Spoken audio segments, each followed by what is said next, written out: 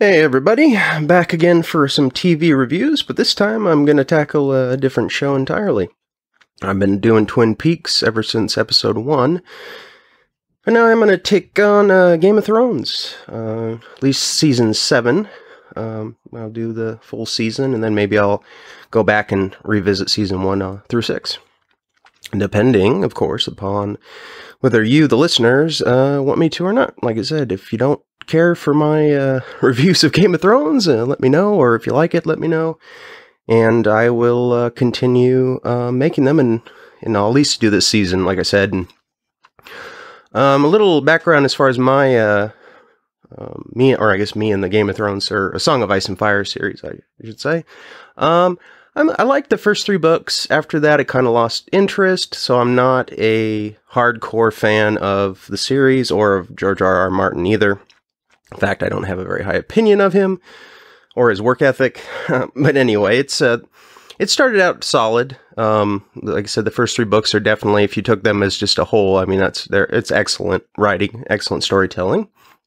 But after that, it just started to kind of be too much going on, not necessarily seemingly tying into a main plot or anything. I mean, we're trying to get all of these groups together on Westeros, before the end of the world, with the others and the White Walkers coming from the north, to have that final conflict, which we'll probably see in season 7, I'm assuming. So yeah, and given there's a lot of channels out there that deal with the series almost exclusively, and then those that compare the books to the shows and do a lot of theory and kind of come up with their own ideas of who is who and whatnot. And it really kind of would be pointless for me to take it to that level. So I'm just going to do it more from a casual, I guess, point of view, and a viewer of the show, and not reference the book that much, if at all, really, at least for this season, because there's not a book out yet. Yeah, so don't be too harsh on me if I'm not completely up to date, and like an encyclopedia of knowledge of A Song of Ice and Fire, because that's not what I'm really trying to achieve here. So yeah, if you're looking for someone that's completely hardcore into the show and the books, then you probably want to check out a more popular, well-known channel, because there's plenty of them out there and they do a really good job. Anyway, let's get started with episode 1 of season 7. Alright, so starting off, before we hit the credits, we have kind of a recap of last season. It's kind of one of the main events that ended it, and I guess extended out the scene a little bit, build it up a little more.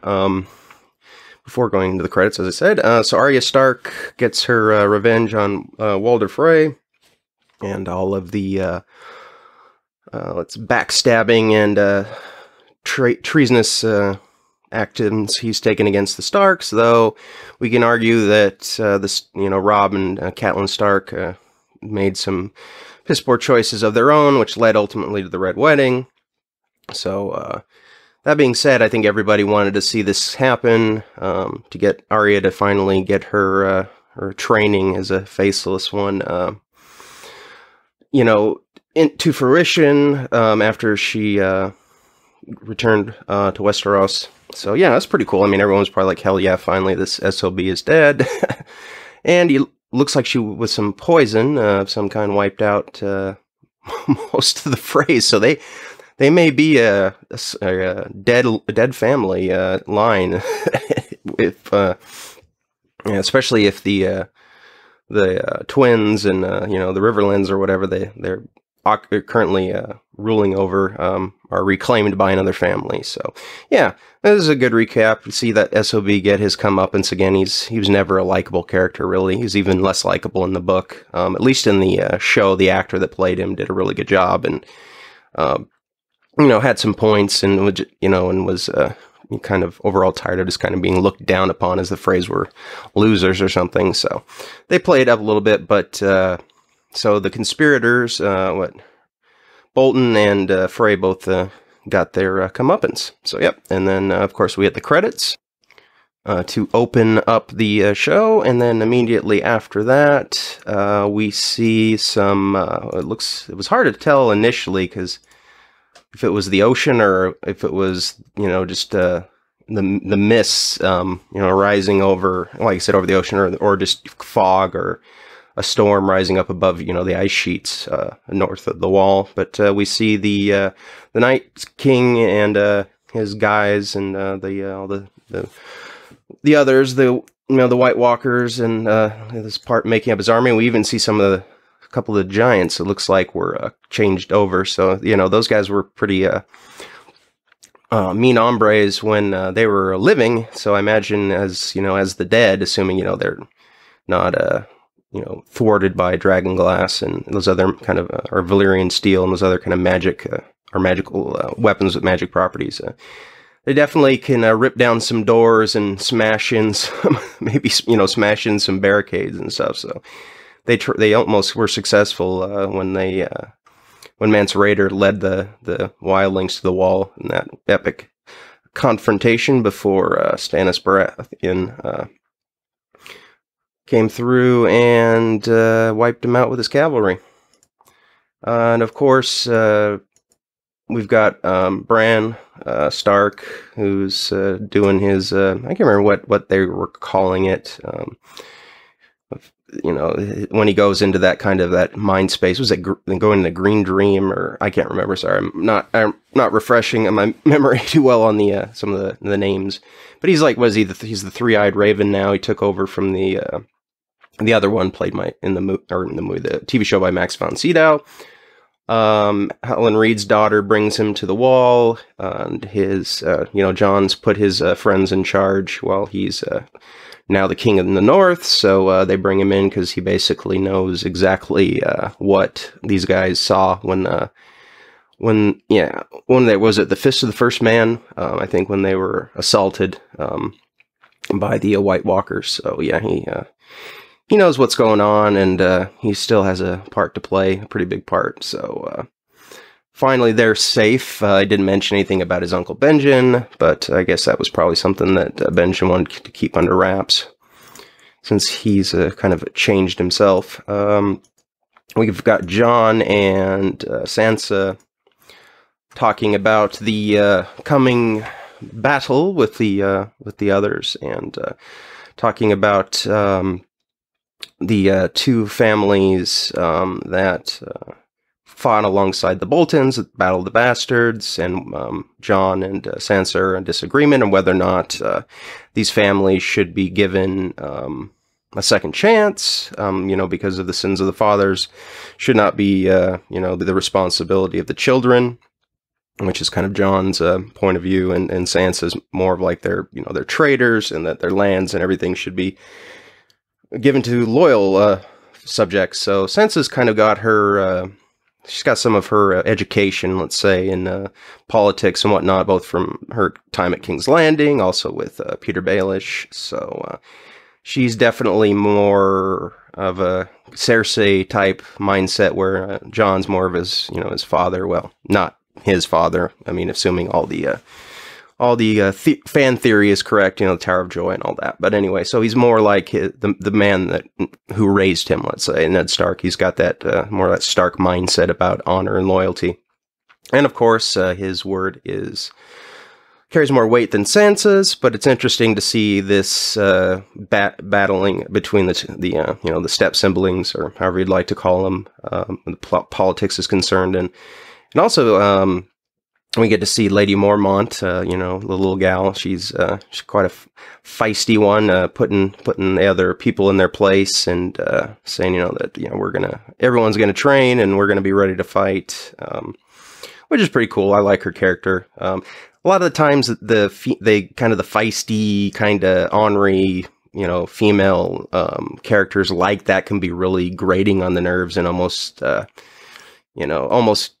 too much to bear and seemingly out of place. But the actress they selected for that role was really good. She does a great job of playing that character, and it's believable. So I'll definitely give her a pass. And she's definitely one of the more enjoyable characters because she cuts through the BS. She's learned the lessons of political lessons, at least from her predecessors. That's for sure. So yeah, the Umbers and the Karstarks, new blood are there. The children swear their loyalty to Jon and the Starks. House Stark is Bannerman, so hopefully they've learned their lessons since both of their since the heads of their houses died rather brutally in the battle. So I mean, Game of Thrones is all about betrayal and alliances and all that political sort of stuff. But at this point, let's all just get together and be one focused army, or not going to survive the upcoming winter. That's for sure.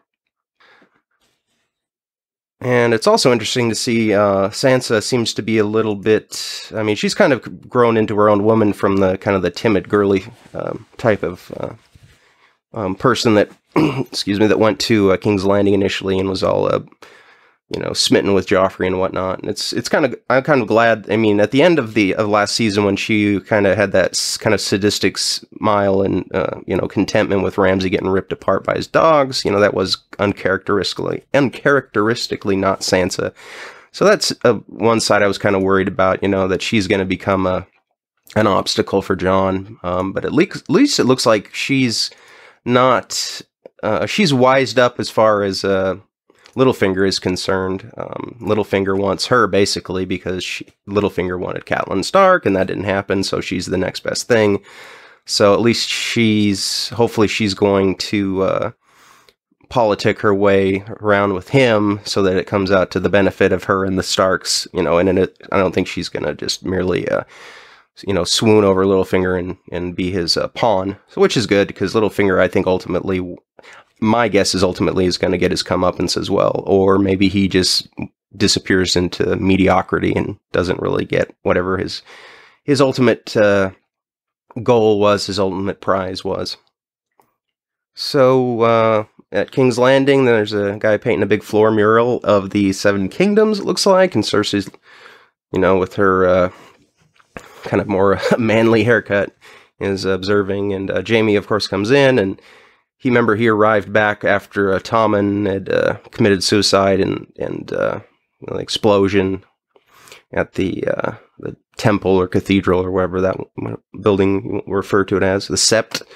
And he's kind of shocked to see that Cersei's, pretty much, she's kind of gone into full dictator mode because all of her children are dead. So what does she have to live for as far as protecting her children?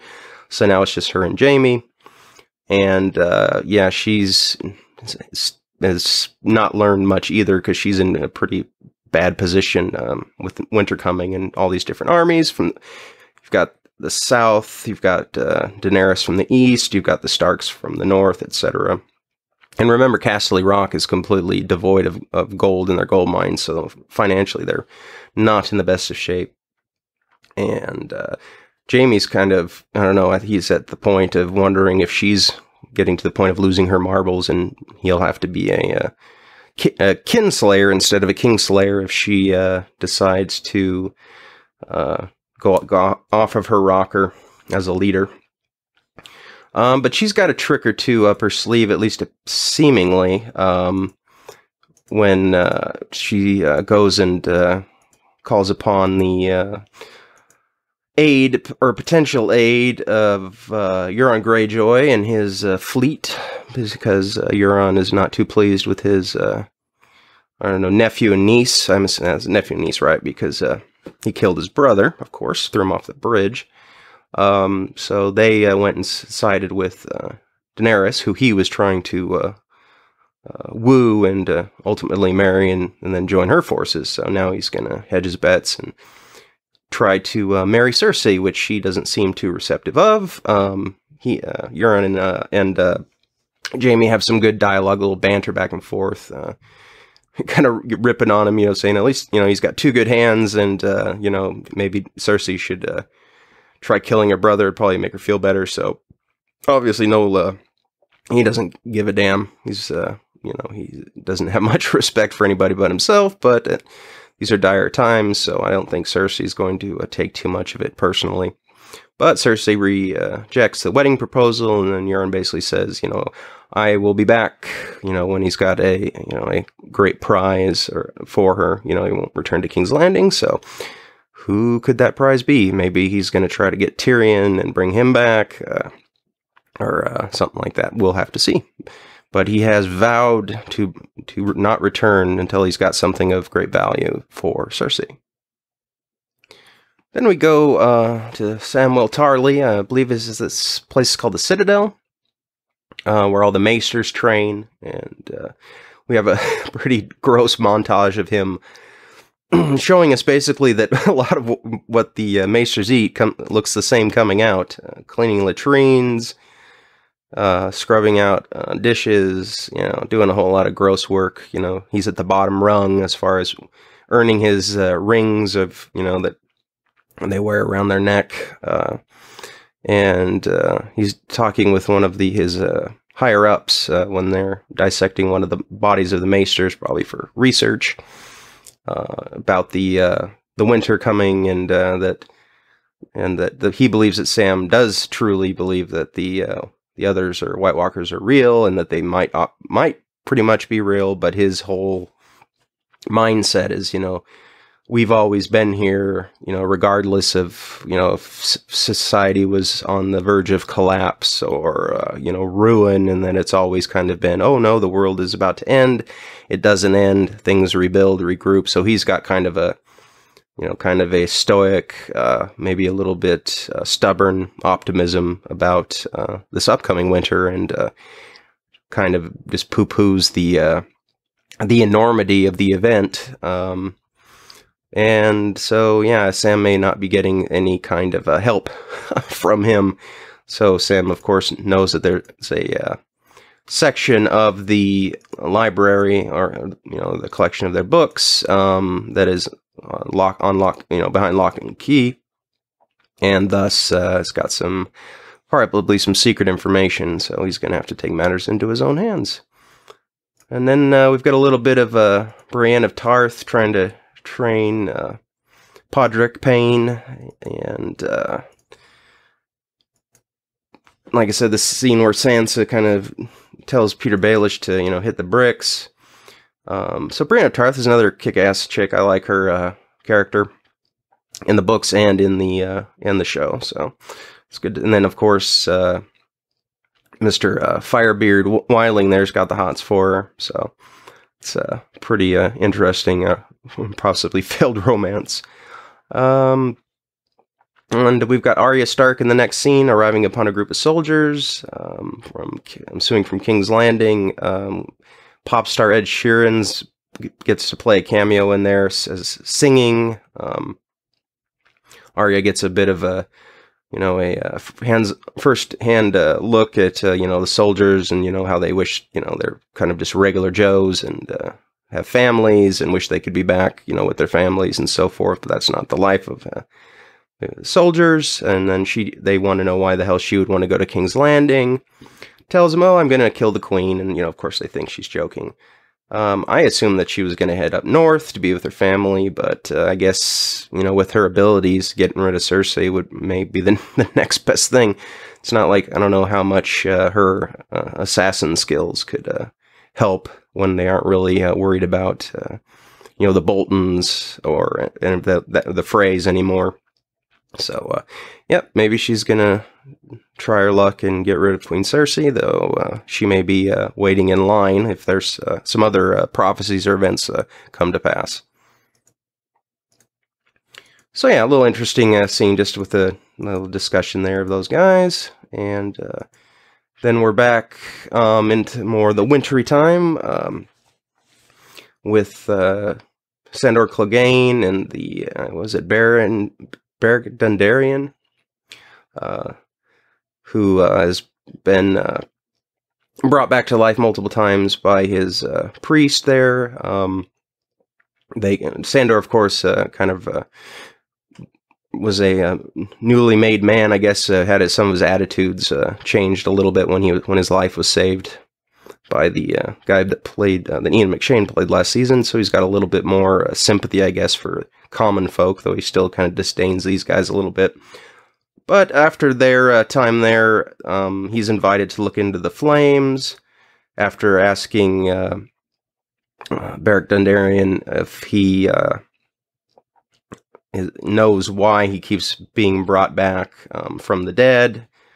Of course, he cannot give him a straight answer. He doesn't know himself, so the flames are the ones that will give the answer, apparently. So Sandor sees some what's taking place in the north with the wall and with the White Walkers, and he also sees a specific fortress or castle there, and so they know that their purpose is at least going to be heading north to fight this evil. So more forces on the way, which is a good sign. Samwell gets the books behind the locked door and ultimately finds out that Dragonstone is basically built upon, it's built upon a mound, and beneath that, at least there's tons of that dragon glass. So if they can get that info to Jon, and Jon can somehow contact somebody, and maybe if he finds out that Daenerys Targaryen has landed, and maybe, I don't know, if he wants to try and reach out to her or reach out to the Greyjoys that have sided with her, they can get that stuff mined and start making some weapons. Definitely will need it. And apparently one of the, either the prisoners at the Citadel or someone, maybe they've gone mad, is wondering if Daenerys Stormborn has returned yet. And of course, we jump right to her and her armada with Tyrion and Grey Worm and all of these guys.